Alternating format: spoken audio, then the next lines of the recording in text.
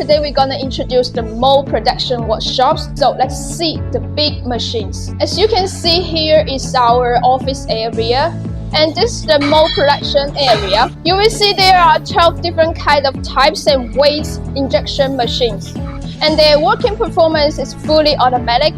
And the working efficiency is reached 100 seconds to finish a mold. And you will see on my right side, there are 2 EDM machines and some grading machines. They are to make the mold shapes more perfect and accurate. Now let me introduce the paint processing workshops. The main process is very important for OEM trims. They are including the paint, the laser, and so on. They will include 20 procedures. Now let's check.